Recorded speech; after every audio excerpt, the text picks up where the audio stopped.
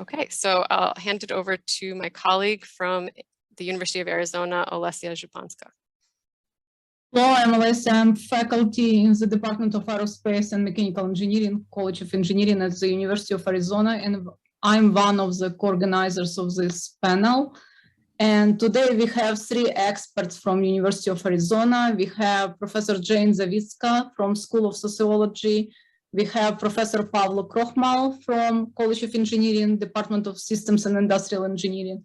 And we have Professor Benjamin Jens from the Department of Russian and Slavic Studies.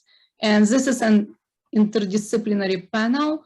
And our goal is to provide different perspectives on the war in Ukraine and to stimulate discussion on campus and in broader community about the events. And we hope that our students on both Arizona State University and University of Arizona campuses would have chance to learn more about what's going on in Ukraine and consequences of this war. Thank you. So as you've all already been doing throughout this panel, please feel free to submit your questions to the Q&A. We're going to start off with some opening remarks from each of the panelists. And after everyone has kind of completed their opening remarks, that's when I'll start posing the questions from the Q&A to the panelists. Thank you. All right, thank you. So what I want to do very quickly is go through a few kind of bullet points, and hopefully other panelists can expand on them, and I'm happy to try to go into greater detail in terms of any questions that might follow up. So the first question I want to ask is, how did we get here specifically with long-term issues? So Russian immediate security interests are NATO expansion. Putin's stance on this issue has evolved. Right. In 2002, he said Ukraine's entry into NATO is between Ukraine and NATO. That changed around 2007 and 2008. Putin wants to end the unipolar world order where the US, in his eyes, gets to dictate what happens on the international arena. Rather, he wants Russia to take part in the decision-making process. And you can see an example of that when it came to Syria. So Putin also wants Russia and his rule to serve as an alternative model to what the US and much of Europe offer. Thus, he seeks internal stability by controlling the oligarchs, the political process, and security services. He also appeals to conservative Christian values and beliefs, disparages the LGBTQ community, and relies on the memory of the Second World War as a rallying point for the population to define present-day Russian identity. And that is inevitably tied to the history of fascism. While aiming for domestic stability, he seeks to destabilize democracies in the West, in France, Germany, Britain, and the US, through asymmetrical and hybrid warfare. Similarly, he wants an alternative to the European Union and to offer what he seeks as a friendly administration in Ukraine. So in order to get an alternative. So to that end, Russia's economy has been suffering recently, and there's nothing like a quick military victory to boost your popularity at home. So immediate issues. I believe the immediate issues were those centered around NATO and Crimea. In September 2020, Zelensky included as part of Ukraine's national security strategy to develop a partnership with NATO with the aim of joining the organization, and he's also made comments about seeking to reclaim Crimea. After seeing how close the US came to leaving NATO, I believe Putin hoped it would happen in the next Republican-run administration, but with Biden coming into office, that door was closed. However, considering how weakened Europe was in the wake of Brexit, the Trump administration's rhetoric against NATO, and after the impact of COVID, perhaps Putin thought this was the best time to act to achieve his goal of regime change in Ukraine. I think we need to keep in mind that Russia and the Russian military were not prepared for a drawn-out campaign. This was supposed to be a quick, special operation. Much of what we're seeing now is partly Putin and his commanders reacting to situations on the ground, which are often out of their control. At the moment, my guess is that Putin will settle for a ceasefire that will offer a guarantee that Ukraine will not enter NATO, Crimea will remain part of Russia, and the Donbass might achieve some type of independence. Finally, if Putin is unsuccessful in demilitarizing Ukraine, another of his goals, then the destruction he's already inflicted will take a decade or two to undo and will render Ukraine's military incapable of being any type of immediate threat to Putin's regime.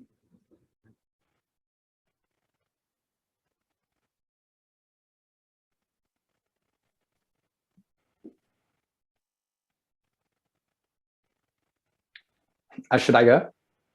Okay, thank you, everybody. Delighted to be here.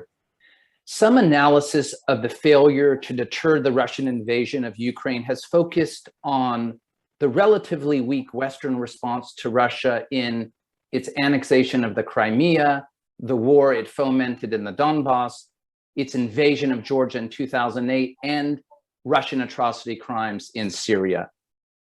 Today, I'd like to call attention to the even weaker response of the Hague-based International Criminal Court toward Russia's long-running role in crimes of aggression and atrocity crimes, not only in the war in Ukraine that started back in 2014.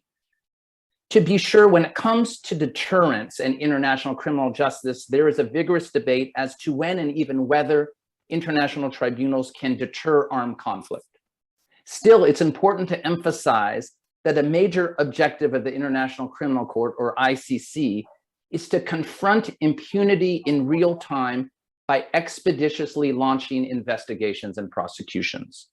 However, the ICC has largely been missing in action in Ukraine since the annexation of the Crimea and the start of the war in the Donbass 8 years ago. An ICC preliminary investigation into the war in Ukraine dragged on from 2014 to 2020. And at that point, the chief prosecutor announced that enough evidence actually existed to open up a formal investigation, but no investigation was actually opened at the time. This inaction can be explained by the fact that it's a global court and lacks enough resources to be everywhere at the same time, but that's only one part of the answer. The other part is, I believe, part of the chief prosecutor's reluctance to confront the great powers, the US in Afghanistan and Russia in Georgia and Ukraine. But inaction has finally turned into action in the wake of Russia's full-scale invasion of Ukraine. After receiving an unprecedented 39 ICC member state referral, a referral from 39 ICC member states, Chief Prosecutor Karim Khan on March 2nd launched a formal investigation of crimes in Ukraine, not only now in the full-scale invasion, but dating back actually to November 2013. And just last week, the prosecutor, the same prosecutor at the ICC, asked a panel of ICC judges to issue warrants against 3 Russian-backed South Ossetian officials in connection with alleged crimes in the war in Georgia 16 years ago. So we do see some action on the justice front. Yet, the years-long delay in launching an investigation in Ukraine and in seeking prosecutions in the war in Georgia has come at a significant cost of deterrence. This delay has squandered the prospect that the ICC, maybe, just maybe, could have prodded Putin to think twice before launching a full-scale invasion. Now, time will tell whether the ICC can directly link Putin to the horrific crimes that we are witnessing by the hour, and time will tell whether the pursuit of criminal justice will be bargained away in any ceasefire agreement that's being currently discussed. But one thing is for certain as I sum up. Because of an intentional loophole in the court's design, the ICC does not actually have jurisdiction to prosecute a leader from a non-ICC member state such as Russia for launching an unlawful invasion of a sovereign state. One solution to this problem lies in amending the ICC statute.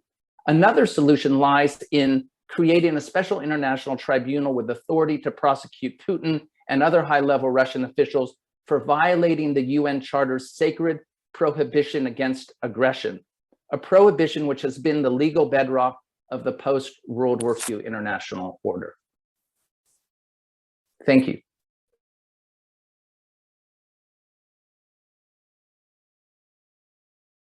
I can step in next.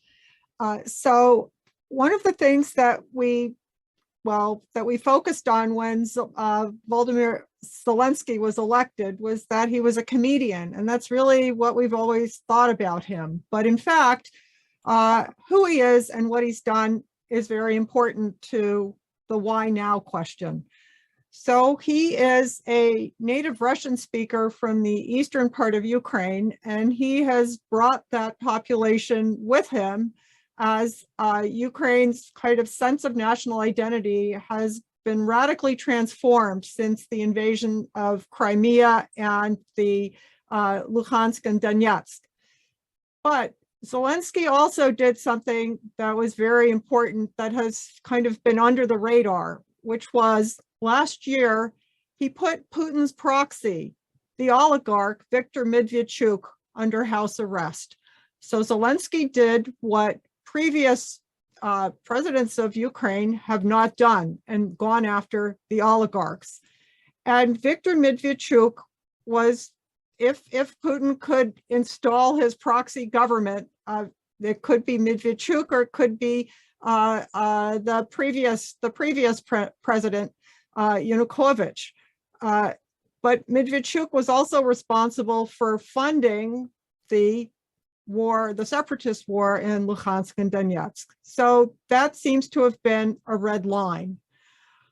So you may be curious about how the kind of the economy operates and why oil and gas are at the top of the list for sanctions and for problems with sanctions.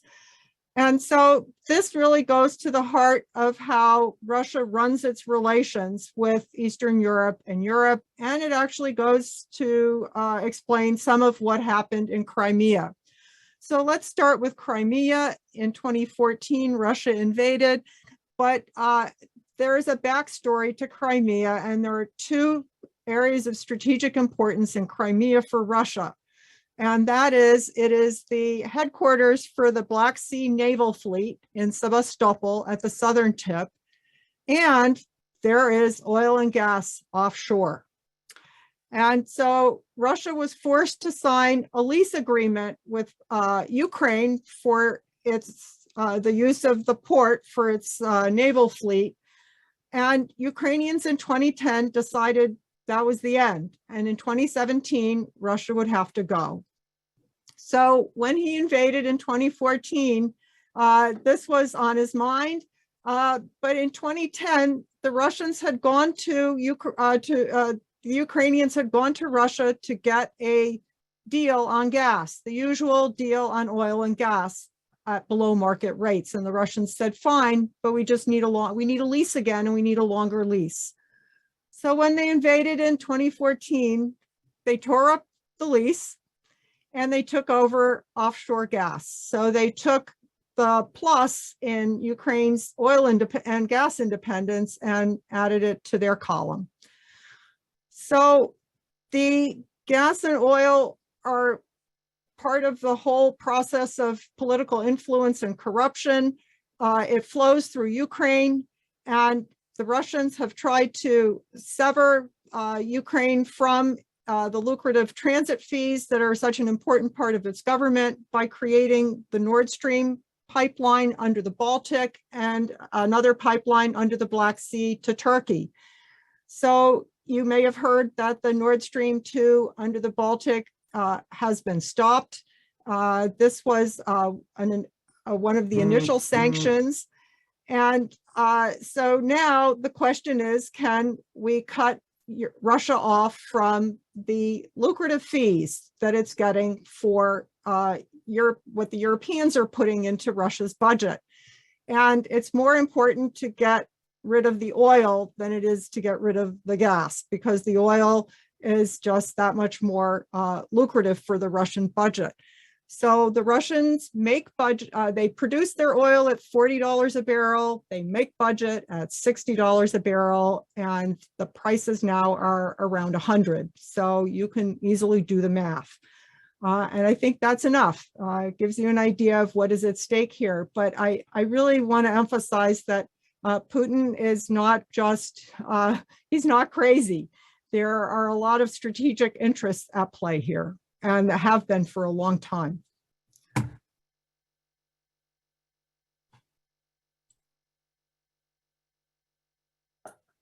Maybe I'll go next. Hi, I'm Jane Zavisca. I'm a sociologist at the University of Arizona. My perspective is a little bit more focused on kind of what happens to people, everyday life of people that go through major transformations in the former Soviet region, and most recently on the experience of displacement. Many Americans don't realize that Ukraine in 2015 was the 4th largest source of refugees in the world, but they were internal refugees, so we didn't count them in the same way. 2 million people were displaced because of Russian-backed aggression in eastern Ukraine and Crimea. Most of my work, I've worked in Russia for many years on the relationship between people's everyday lives, livelihood, living standards, and their sense of justice, and their political viewpoints and their attitudes toward their government, toward the West. In 2013 and 14, I launched a comparative project with collaborators in Russia, Ukraine, Kyrgyzstan, and Azerbaijan about these questions comparatively. A little did we know when we planned the research that there would be this crisis in Eastern Ukraine. And because my expertise is housing, mainly housing, we shifted our focus to look at the experience of people who are displaced. And one of the main things that they lose, of course, in displacement is their homes. And so as we get into the Q&A, just to let the audience know the kinds of things I can provide perspective on, is that the Russian kind of world, I shouldn't use that term actually, but the part of the world that Russia sees as in its sphere of influence, there are many areas that have been destabilized and had displacement crises that again just don't get the kind of visibility that the current one does. And it's right now we need to focus on the things that people need the most, of course, is safety and survival and to not be occupied. When those problems are less acute, hopefully soon, but possibly not, there will be years and years of rebuilding, helping people to rebuild their lives that will be needed. And what that looks like is different in different parts of the world, depending on what people's sense of what a normal life looks like. So I can speak to that. The other thing that will be needed, and this will be years in the making as well, is reconciliation of some sort. We hear a lot in the media of, I think, painting Russians with a very broad brush as complicit, brainwashed, buying into what the government says, and certainly that may be fair for some segment of the population, but I think that is a very narrow understanding of social dynamics in both countries. I think based on prior work that support for Putin is widespread but thin, and could definitely change if mobilized. So there will need to be at some point a way that we can get everyone able to participate in a process of reconciliation when the crisis is averted. Thank you.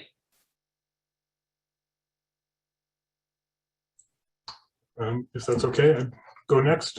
I'm Benjamin Jens. I'm also at University of Arizona. I'm in the Department of Russian and Slavic Studies in the College of Humanities. And I have no personal connection to Ukraine. I had some Ukrainian friends when I did study abroad in Russia way back when, but I'm coming at it more from my current courses on Eastern Orthodoxy and Sport and Empire, which looks at Soviet sports. But particularly the Eastern Orthodoxy course, really getting at how Russia's actions since 2014 and even before have kind of exploded some of the national myths, both within Russia and kind of in the Slavic world in general. And tracing some of it back to the shared history of the conversion of Kiev and Rus in 988 under Prince Vladimir to Eastern Orthodoxy. And how that kind of shared legacy plays into a lot of the propaganda and positions that Putin has taken under his regime. And we've seen that both in terms of physical structures. So there's a famous statue of Saint Vladimir in Kiev. And in 2016, they put up a statue of Saint Vladimir in Moscow as well. And just kind of the correspondence to first names also perhaps playing a role there as well with Vladimir Putin. But we've seen a lot of non-physical warfare, perhaps in or conflict in the religious sphere as well, as the Ukrainian Orthodox Church seeks independence from the Moscow Patriarchy and has been granted that by the Ecumenical Patriarch in Constantinople, but it is not recognized by a lot of other churches in the Orthodox world. And so we're seeing some of these questions of independence, and again, kind of who controls what, how much influence should Moscow have, not just economically, politically, but also in kind of the spiritual realm almost, as part of the conflicts there. And then just as a quick word, in my sports class, just by pure coincidence, the outbreak of conflict coincided with our discussion of the Hungarian Revolution of 1956 and Prague Spring of 1968. And I think early on we saw a lot of comparisons between those actions, but as I mentioned in the class, they're kind of false. Only 80 people, and all loss of life is a tragedy, but in terms of scale, only 80 people died in Prague Spring or so, about 2,500 in the Hungarian Revolution, but we're seeing an ongoing, much longer tragedy happening in Ukraine right now. So I think some of those early comparisons definitely don't hold up at this point, but I'll stop there.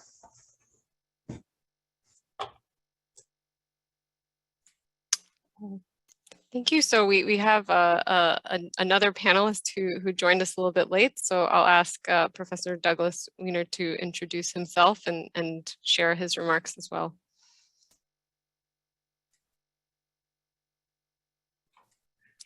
Thank you, Irina. Yeah, I'm Doug Weiner. I'm currently looking forward to retiring, separating from the U of A on May 23rd. But I've taught at the U of A Department of History for 33 years. And my career is focused on the history of Russian environmental management and nature protection activism. So what I'd like to first, of course, say that Putin's invasion of Ukraine is absolutely categorically unjustifiable with any kind of argumentation that he has used, particularly the abuse of history, attempting to reach back and assert an ownership over that territory as a result of partly legendary chronicle and of course the fact of the Kievan Rus state, out of which eventually the great Russian, Belarusian, and Ukrainian ethnic groups emerged over time, with a lot of combinations from other groups as well. So we're not dealing with original material that vociferously separated into three parts, but we're dealing with additions and combinations from all over the place, including remnant French troops from the Napoleonic Wars in the Russian ethnos, Germans, including German farm migrants in the Russian ethnos, certainly Mongols and Turkic peoples as a result of the invasion of Russia by Genghis Khan's grandson Batu in 1238. And so one of the first things I'd like to just say is that absolutizing ethnic groups is ahistorical. Ethnic groups arise in history. We can see that perfectly with the emergence of successor and different Turkic-speaking groups out of the collapse of the Mongol horde.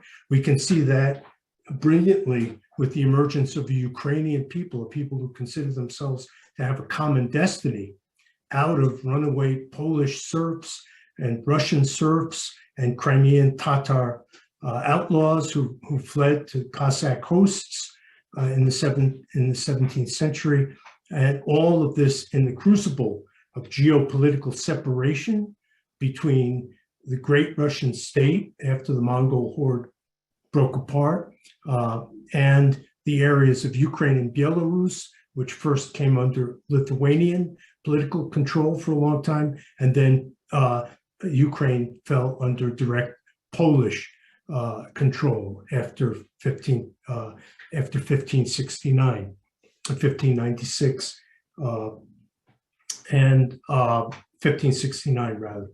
And this political separation meant that there was very little cultural crossing across hostile political boundaries, and there was linguistic development on both sides of that boundary.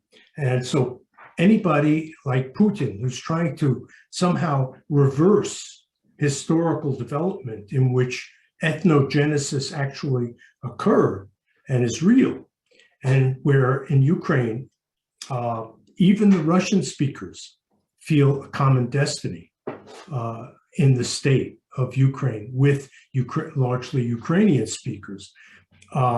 It's an illicit move and certainly doesn't constitute any kind of justification for invasion. Certainly it's probably rhetorical. As Hilde says, there are a lot of geopolitical and financial things at work, as well as, of course, Putin's imperial consciousness. So I just wanted to get that out of the way. My second point is that we've seen a failure of the American media and congressional discourse and academic discourse, because what has been left out of this whole picture is that it is not a battle between good and evil. It's a battle between the so-called West, right? The United States and our European allies, which for the longest historical period have been engaging in exactly the same symmetrical kinds of invasions that Putin has undertaken in Ukraine.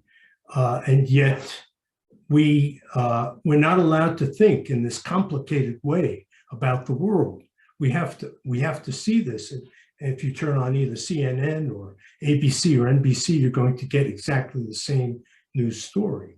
But the fact is that the United States, since 1820, since the Monroe Doctrine, has ascribed to itself the right to politically invade and intervene in Latin America if we didn't like the kinds of political developments that were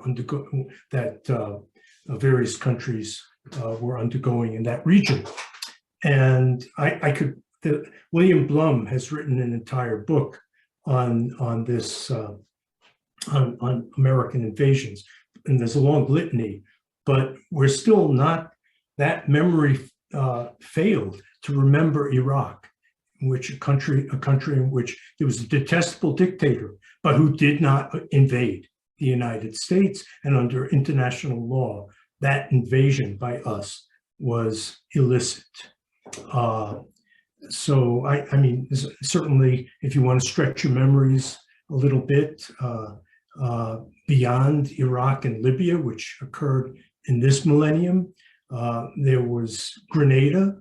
Very few people remember that now under Ronald Reagan, 1982, Lebanon, 1958, under Eisenhower, Dominican Republic, under LBJ, 1965. And the list is a rather long one. I'm not going to belabor this. And this is not mentioning CIA-inspired coups as well.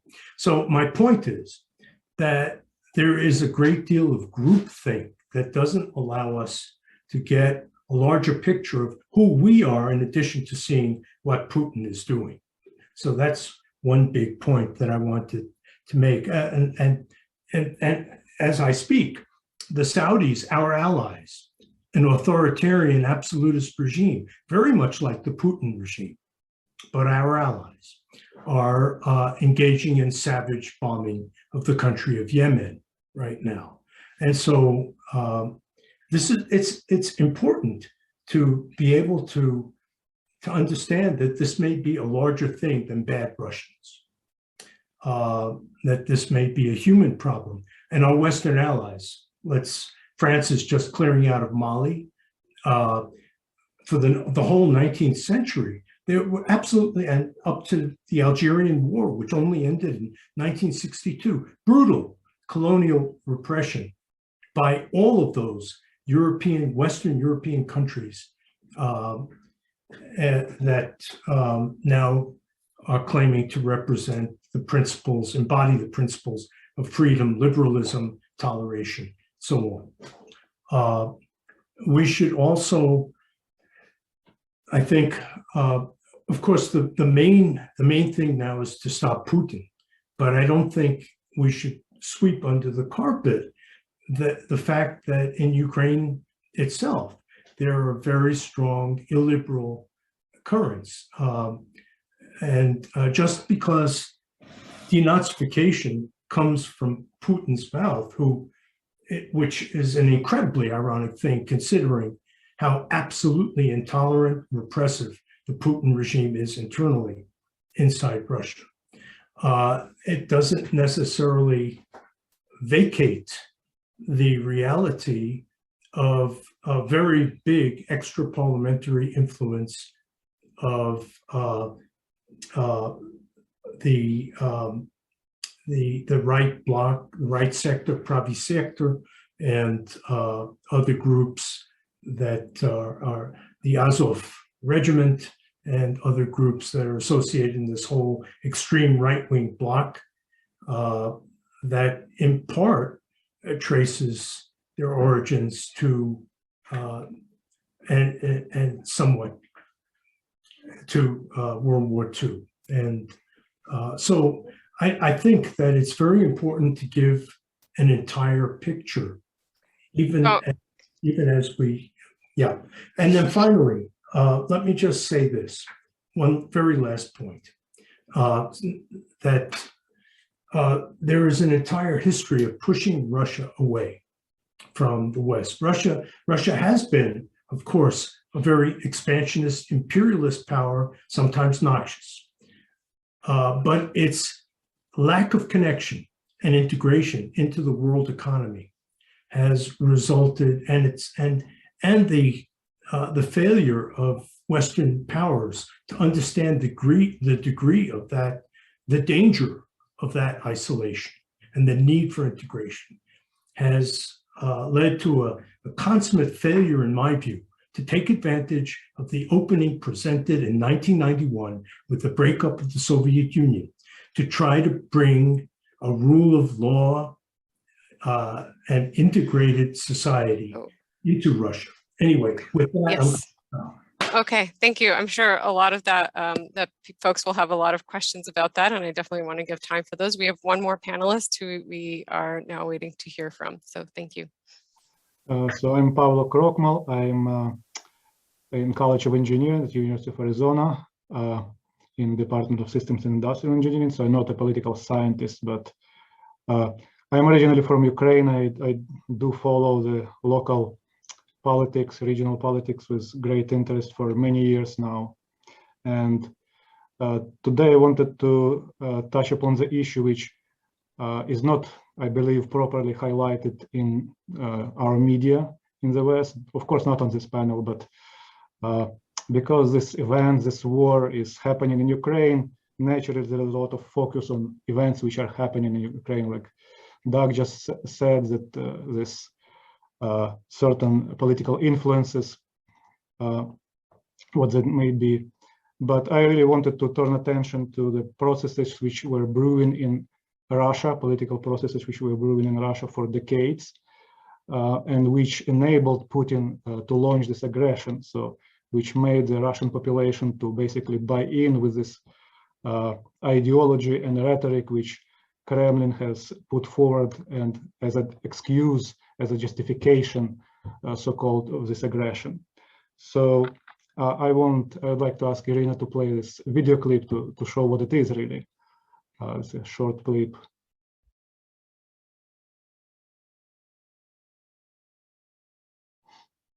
Мы начнем 22 февраля в 4 утра. Вставай, страна огромная, вставай на смертный бой с натовской силой темную, с проклятой ордой. Мы победим в этой последней нашей войне с НАТО. Мы останемся единственной в мире державой, сверхдержавой. Это мы должны уничтожить все их возможности, иметь армию, оружие, заводы. И некоторые страны должны быть разрушены полностью. То есть только Москва, вот она, наконец, станет монополистом, будет диктовать условия. Война у нас с вами на полное уничтожение. Мы используем все наши вооруженные силы. Те, которых вы еще не знаете. Сгорит пол Европы, пол Америки сгорит. Вы к этому привели весь мир. So, I hope you have been able to follow this subtitles on this video. That's exactly what has been said in this video. That's this type of rhetoric it's not a cherry-picked clip. It's not a unique kind of singled out occurrence. This type of rhetoric has permeated Russian media space for decades now. It intensified significantly since about 2013, 2014, leading to the events of Crimean annexation, and it has been just raging rampant since then. So what made this video clip unique is that the person who was saying that was not just a media talking head. It's actually elected member of Russian parliament. Not only just an elected member, he's a leader of political party, which holds currently 21 seats in the Russian parliament, Duma. This member is, again, it's not one-off occurrence that he is elected and his party is elected. He has been in the Russian parliament, I think, perpetually, never missed a single election cycle, if my memory serves me well. So these are words about a war against NATO countries, about destruction of NATO countries, the destruction of half of America will be distracted, half of Britain will be distracted, and there's some more. You can, hopefully Irina can put the link to this video. It's about 2.5-minute video in the chat, so you can see it for yourself. So this is something that this type of militant, aggressive rhetoric has been poisoning the Russian population for decades. All right, and this propaganda has been extremely effective. Okay, I grew up in Soviet Union. When Soviet Union collapsed, I was a freshman in college. Okay, just graduated from high school, so I remember that. So in Soviet Union, nobody really believed in this communist propaganda. Nobody really believes in the people were nodding their heads and so on, but nobody really believed in the advantages of socialist or communist system. This type of propaganda that Russians have been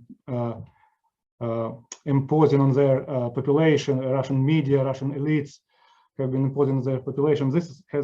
It has been much more effective. There is a significant portion of population which bought into this, which do believe that Russia is surrounded by enemies, that they need to fight off NATO invaders, that Ukraine is completely controlled by foreign powers, and they do believe that right now they are fighting with NATO in Ukraine.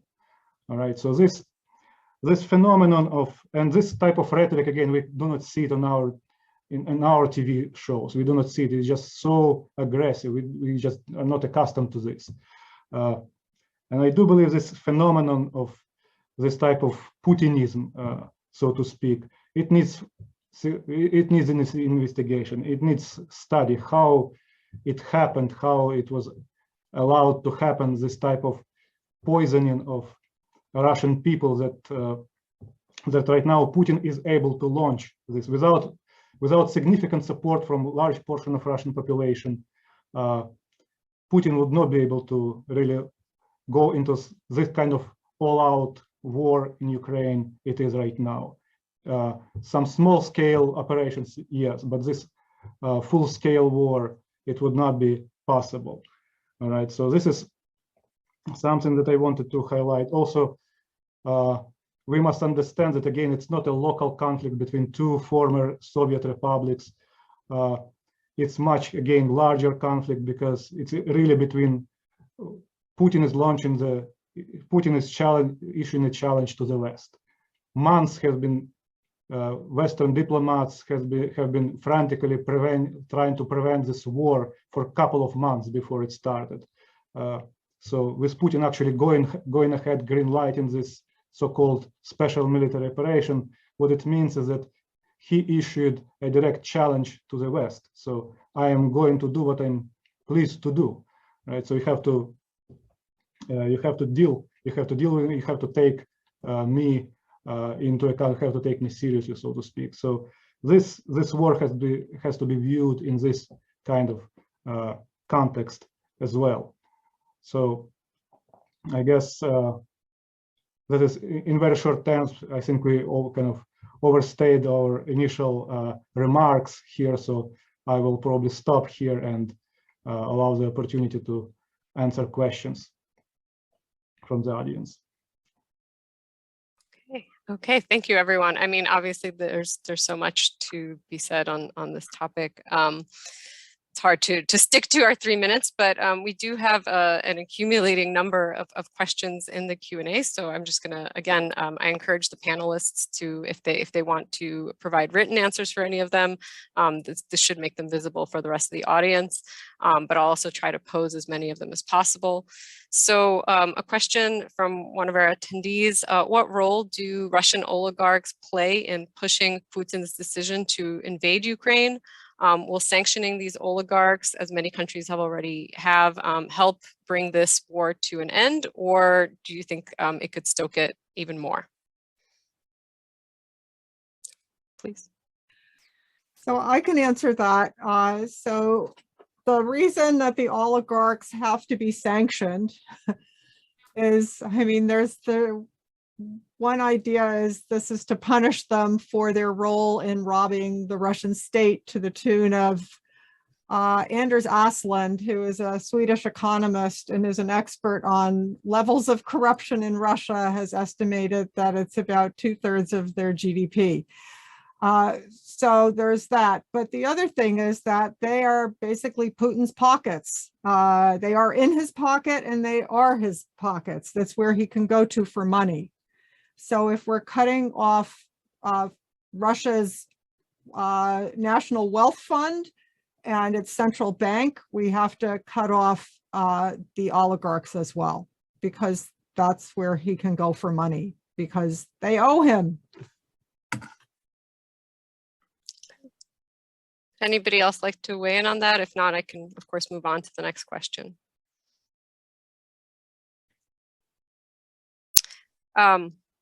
Okay. So, sorry, there's so many good ones. I'm sorry, I'm having trouble choosing. But this question from Connor Allison is about the damage done to Ukraine. Connor acknowledges that it's going to take a long time to recover. But does the damage embarrassment to Russian forces, will that have a lasting effect on them, or will they be able to rebuild quickly? Is there the troubles that they're facing in Ukraine, does that have to do with lack of modern weaponry, or is it something else? I don't know. I know none of you are military historians or military experts, but if there's anyone who wants to weigh in on that. Yeah, Pavlo. So, I mean, in the West, of course, we have seen predictions that Kyiv, the capital, would fall within 72 or 96 hours before the war started. The White House issued such estimates and analysis. But on the ground in Ukraine, there has been recognitions that Russia, for all its display of might and propaganda of its military machine, Russia was really lacking in combat-ready, combat-trained units. So that just number of units, number of brigades which are really capable of combat, it was not that great. Okay, and that Russian machine is stolen in Ukraine right now. That's one of such consequences of this fact. Of course, that it's stolen right now, that's again a testament to the bravery and of Ukrainian military, which nobody in the world was given them a chance. And Ukraine does not have even, if Russia does not have the weaponry that the United States has, high precision weaponry, Ukraine has even less of that. All right, so I would guess that there is a lot of discussion right now in Ukrainian space that, well, what Russia is displaying right now is very similar to what Russian military have been displaying in other such conflicts, like first two Chechen wars in Chechnya, for instance, where they also suffered very severe losses. So this is unexpected, but not totally unexpected outcome. Thank you. Would anyone else like to? Yes, Jan.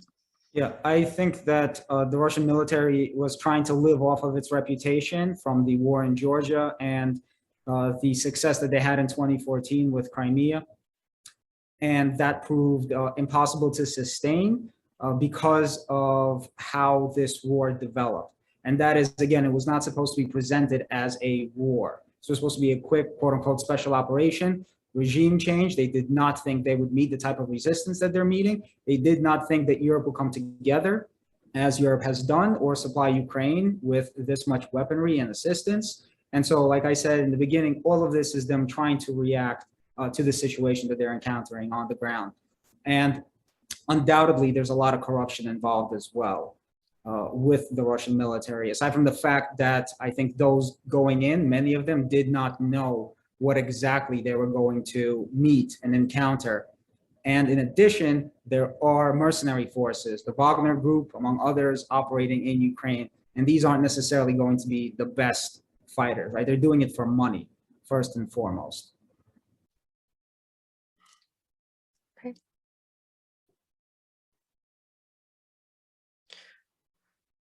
Okay, there are some questions again about kind of Russian sort of, I mean, I think Pavlo, that you pointed at this and the fact that this is a question that's worthy of discussion. What really is Russian public opinion?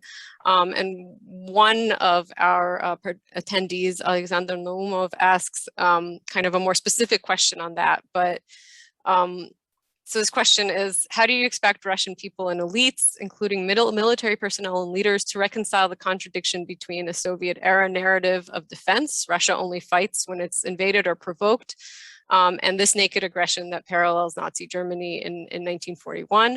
I think in some ways Putin is trying to provide that narrative, but does the Kremlin realize how shocking these parallels are for a population that remembers 27 million people lost during World War II to a surprise attack?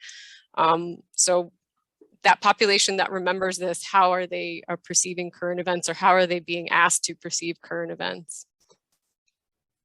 I'll quickly just mention that the narratives that are developing right now, there's at least three, right? There's the Western narrative, there's a narrative among Ukrainians, and then there's the Russian narrative. And the Russian narrative is that they are coming in to, quote unquote, save the day for the separatist forces and those in the Donbass.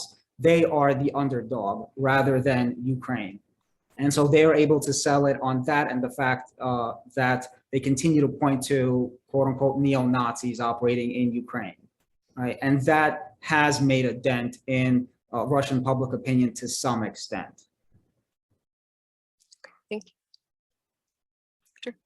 Sure, if I could just add, I guess, I mean, this is a fascinating question about how to reconcile. I think it'll also depend, as Jan was saying, about the narratives outside of Russia and the dissidents who are inside the country who are making so I would point us to the International Court of Justice featured here in my background, issued a really significant decision today about how Putin's justification for invasion about an alleged genocide against Russian speakers is nonsensical. So judicial truth established that that pretty much undermines Putin's narrative here. Perhaps over time will have an effect in changing public opinion inside Russia. Not today per se, but perhaps over time. So I encourage people to read about the International Court of Justice's provisional decision handed today in The Hague, handed down today in The Hague. Thank you. Yeah. Just wanted to quickly mention, so this this all is perfectly reconciled in Russian state media propaganda, in the sense that it is claimed that Ukraine has been bombing these eastern regions of Donbass for 8 years, and they are coming to really save those people. So of course, this is patently false justification, but that's how it is. So that's something that Putin himself, in his speech when he announced this aggression, he used. Thank you. And I guess maybe just a quick follow up on that to Jane, specifically about kind of these internal displacements that you were talking about. And, you know, what is there kind of Russian awareness of these displacements that happened in Ukraine, or a different narrative about them? And how, as you said, that's something that I think for a lot of us, right, comes as a shock in terms of just the sheer numbers of displacement in Ukraine after 2014. But can you talk just a little bit more about that and how it's perceived in Ukraine and in Russia? Well, I have less information about what's perceived in Russia because it's become very difficult to do legitimate social science in Russia. You can't, neither Russian social scientists nor foreign ones can really do the kind of work that we were able to do just 5 or 6 years ago. But I can share one thing that might be interesting. The last time I was in Russia was in 2015. I was there to supervise some focus groups that we were conducting on mostly it was about housing and property rights, but we had a module that was about people's kind of a sense of what was going on in Ukraine then. So it was about a year into the conflict. But it just so happened that the day before we started is when Russia joined the military campaign in Syria. And so that is actually what people talked about. And there were two things that I noted. It was I've been done dozens of focus groups over the years. I'm not physically the moderator, but I organize them. And so, you know, it's being conducted by, you know, in Russian by Russians. And it was the first time I had heard a lot of very, to me, there was a marked shift in tone and sense that the United States was to blame for both of these conflicts and for Russia's involvement in them. So that was something that was relatively new. I'm not saying there wasn't an undercurrent of that, but we have to shift. We could also see it shift in public opinion polls and other people's kind of interview studies. So there's a fair amount of social science evidence that there really was a kind of a shift in public opinion. But at the same time, there was also a lot of like, what are we doing in Syria or Ukraine? Why, like, we don't want these wars. There was sense that the responsibility was on the West, but there was also that we don't want these wars and we don't want to be, I think with Syria, it just seemed really far away and distant. With Ukraine, you know, many Russians have networks in Ukraine and vice versa, family networks, professional networks, or even imagined networks. They have a sense of connection. Some of that sense, of course, has been led to a sense of entitlement among some in Russia to take Ukrainian territory. But there is obviously a historical sets of connections there that mean that information flows. So there isn't, no matter how much, it's a lot harder now because of the pretty much virtual total shutdown now of free, widely accessible media. I mean, that is categorically different. And I wanted to just say something to, Boris Drock's point as well about, and others that, to be cautious about just putting this as yet another case of, of Western, civilizational violence. I mean, I agree that that's there, but there are some specific dynamics here that I think deserve our focus right now that are for this part of the world more acute than they were. One is the obvious, incredible, devastating violence that is not seen since the collapse of the Soviet Union anyway. We had some cases like this in Azerbaijan-Armenia conflict early on, but other than that, in some other areas, Georgia as well. But on this scale, we haven't seen it. The other is the scale of repression of speech and ability for whether it's scholars, students, everyday people. We don't know and we can't know what people know about displacement. But my guess is what most people think is kind of similar to here, unless they have a family member or a friend there. They look at it, if they know about it, in horror, and then they look away. And I want to encourage everyone here not to look away, not to forget, because what these kinds of conflicts and displacement do, and this is true in Yemen, it's true in Syria, it's true, right? But right now we're talking about this one. So I'd like to claim that space, that it's okay for us to focus on this. We looked away in 2014 at what was happening to people, and not just people, but to institutions, to sovereignty, to basic rule of law. That is part of what contributed to things be able to escalate to this point. There were measures that could have been taken, political diplomatic measures earlier, much earlier. But there's also things that we can all do to show empathy and support for the massive reconstruction that's going to be needed, because people's lives have been disrupted so profoundly that unless you know someone there, you can't really imagine what it will be like to recover from that. So I'm sorry for that speech, but I feel like it was important to just say that we do have a massive humanitarian crisis here, and let's not forget about that. And the more that we talk about it, the more that people in Russia and here will know about it. So we should need to keep that conversation going. Yes, thank you, Jane, for making that point. So we have lots more questions here. I've just said in the chat that I'd like us to be able to go over, but I don't want to go over more than 10 minutes. I know we all have lives and dinners that await us. But I just want to ask a few more of these questions from the chat. And these questions are kind of about what at this point kind of pushback from the West, from other parts of the world, from China, that are appropriate to the situation and can move the needle. I think a lot of our, not a lot, but many of our attendees are also interested in, how these sanctions that, the other day I wanted to give money to Novaya Gazeta, one of the few independent, remaining functioning independent media voices in Russia who have been unflinchingly following this war, but I realized that I couldn't do that.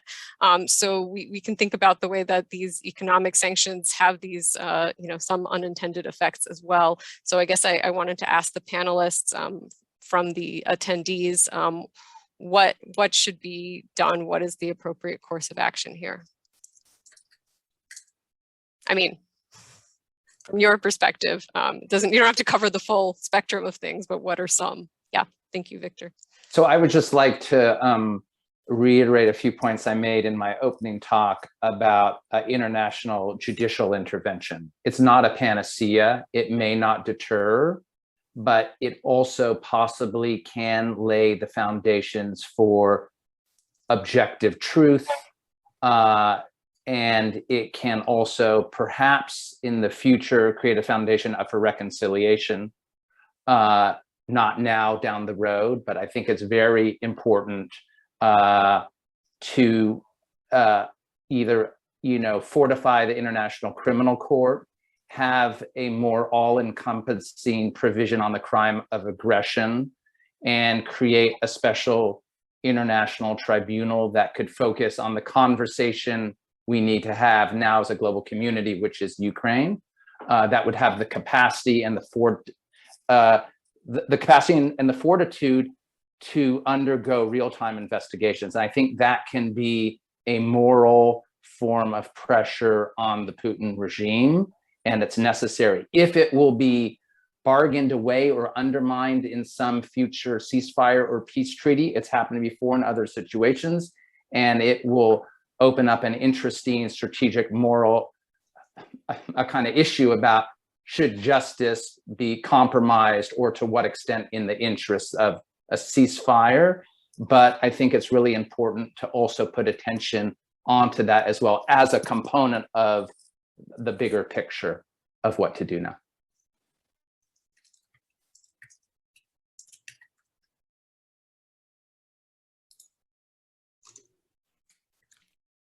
John? Yeah, I'll say I'm a bit of a cynic and a pessimist, and I really don't want to see reasons for escalation.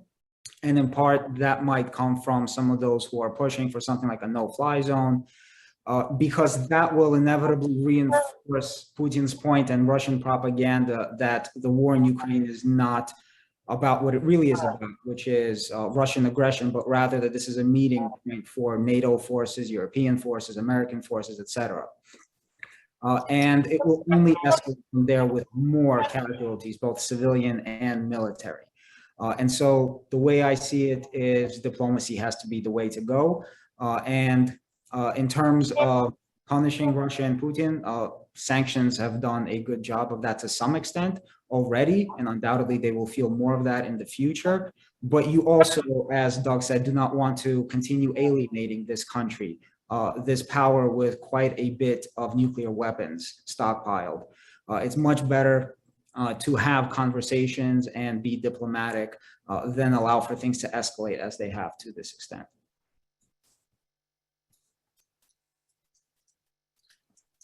So if I may, just I'm in a little bit of disagreement with Jan here that according to history, the kind of pacifying, appeasing the aggressor it rarely works. In this case, it did not, certainly didn't. The Western countries were playing it nice with Putin for a long time, and still didn't stop the aggression at all.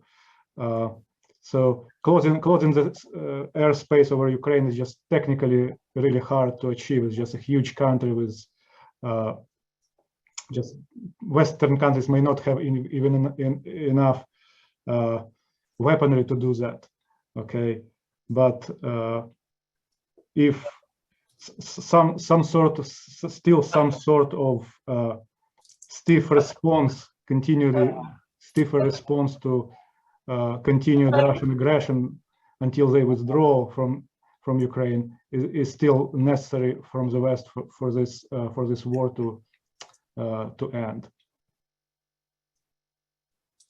Thank you. So I think in many ways we can see, and this was, not unintentional, but there's different perspectives from people on this panel, both from their personal connections to the conflict, from their scholarly focus. I just, we had a speaker here yesterday at ASU talking about kind of the nuclear question, right? And she's from Kazakhstan, and Dr. Togjan Kasenova, she's a nuclear expert. And she gave some insight into how people in her field think about this and why they hesitate to kind of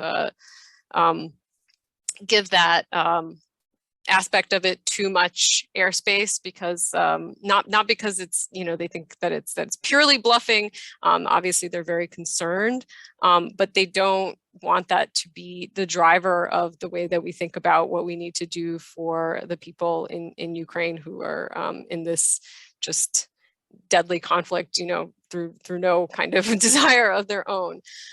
So I just wanted to put that out there. We'll have the recording of this event, as well as the recording of last night's event with Togjan Kasenova available on our website. We're drawing to the end of our time here. There are still many questions, more questions than we could possibly answer. I know some of our panelists have been providing written answers in the chat, which I appreciate. At the beginning of this, I shared all of our panelists' professional professional web pages with their emails. So if you have questions, you can certainly reach out. I know that this conversation is something that they want to continue. So I'll just end by asking one question that I saw in the Q&A that I think, again, people can have different answers to this, but I think that it'll be useful to hear, and useful to hear different answers from folks. How do you find reliable, what's your reliable source of information on this war, on the situation in general? What are the sources that you rely on to inform yourself? And what are some hallmarks that you look for in those sources? What makes them reliable sources for you? Because I think that, again, as we want to, as Jane said, continue to focus on this, to not look away, we want to be consuming the most reliable information possible. So I guess that's a question from the Q&A, but also my question for all the panelists. What are the sources that you rely on and recommend to the folks here?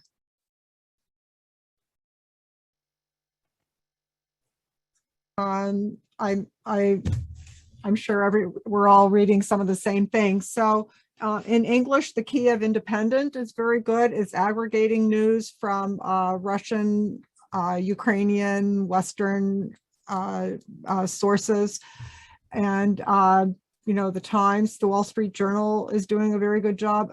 I'm on Twitter and looking at the best specialists. So Kimberly Martin, who is a political scientist at Barnard, is very good. And Anders Aslund, an economist in Sweden, also paying attention to sanctions. That's his area.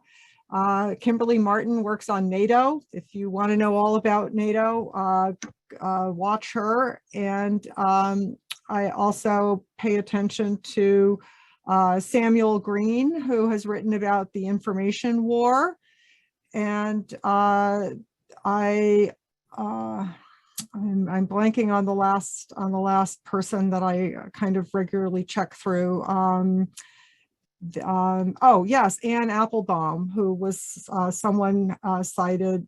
I was just on a talk on Ukraine. So she wrote about the Holodomor in Ukraine, but she writes extensively about the Russians and civil society. So, and she's Polish based. So those are some ideas, but I think Twitter is a lot of real time, and people are careful about who they know and where the information is coming from. So if I could add real briefly, Tim Judah, who writes for The Economist and has a really fantastic essay in the New York Review of Books this week. And he's a veteran of the Kosovo War in terms of being a journalist, a beautiful writer, and worth following.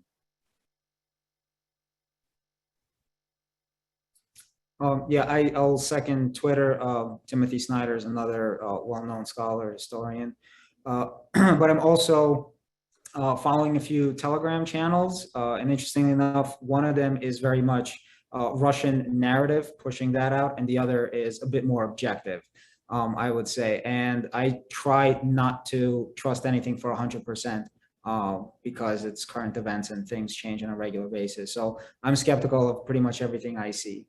And I kind of encourage everyone to be the same. I would echo what Professor Mann had said, but one that I've been listening to is it's the documentary podcast by BBC, and they've had a lot of conversations with refugees, people on the ground, and things like that have been kind of direct. And again, it's one person's experience you're hearing, but between getting the whole, creating a picture out of that has been interesting. I wanted to mention a source for people that might want to get, it's not quite journalism, it's more policy memos. It's called Ponar's Eurasia, and they have a whole site now dedicated to kind of quick policy responses. It's a network of academics, of scholars, but the target audience is kind of a broader policy audience. And so you're not going to get what happened today in Ukraine or Russia there. It's not, breaking news, but it lags by a little bit of time. But I think you'll find some interesting sources there. And then in general, as always, and I hope for all the students here that you're all learning about this and that you're taking some courses that, teach you how to, read the news, critically, is just look at, what are the sources, what are the hallmarks of disinformation, if there are any there, what's the evidence base that, if even described, behind the claims that are made, and what are the credentials and the experience, particularly on the ground experience. A lot of people talk about what's going on in that part of the world, and it can be valuable to talk about it from a kind of course, from a broad geopolitical perspective. But there's also some value in that's why I like looking at the Kiev Independent, other local news there. It's a lot, if you don't read the languages, then you're stuck with what's translated and in English. But anyway, I think that look for people that actually have put the work in and put the time in to be engaged in that part of the world for a while.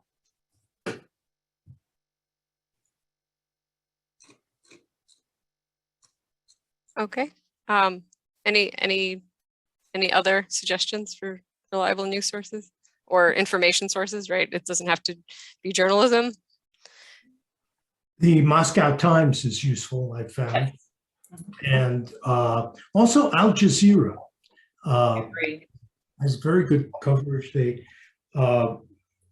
probably not mainstream opinion, but Volodymyr Sheka, a Ukrainian commentator, writes for them and has some interesting insights from time to time. So. Yeah, and I would add Meduza and Novaya Gazeta, which are both, actually, is Novaya Gazeta available in English? Does anyone know? No, Meduza is, they're like a Russian news source, but an independent one. They're not based in Russia. So I would, those are, I mean, they've both had some incredible photo essays recently, kind of looking at the scale of the destruction. So those are my recommendations as well. I tried to put things in the chat and I know others did as well, but I don't think we could cover everything, but thank you. So again, on behalf of myself and my co-organizer, Olesya Zhupanska, I just want to thank all of the panelists for sharing their knowledge and their perspectives and taking the time to speak to everyone here today. I want to really thank our audience for submitting all of these incredible, thoughtful, incredibly curious questions that we unfortunately didn't get a chance to answer every single one of them. But again, I think that this just shows the desire for knowledge about this war. And again, the ongoing, I've spoken to some undergraduate students here who are from Ukraine, and this is kind of what they've said that we can do is to continue keeping this in focus, to continue talking to their classmates about it who don't necessarily know what they're going through right now as they worry about their families at home and whether, you know, what kind of home they will have to return to. So again, I want to keep those people in focus for all of us, and thank you to the panelists for helping us do so today, while also looking at the larger kind of historical, geopolitical questions, sociological questions, religious questions. We couldn't kind of, because we were interdisciplinary, I think we covered a lot of ground, but we couldn't get into everything with as much detail as I think some of our attendees would have liked. So hopefully this is just one and the start of a conversation, and that you'll hear more from some combination of the people here again. So on behalf of the Melikian Center for Russian, Eurasian, and East European Studies at ASU, the College of Engineering, College of Humanities, and College of Social and Behavioral Sciences at the University of Arizona, I want to thank everyone so much again for their participation in this panel.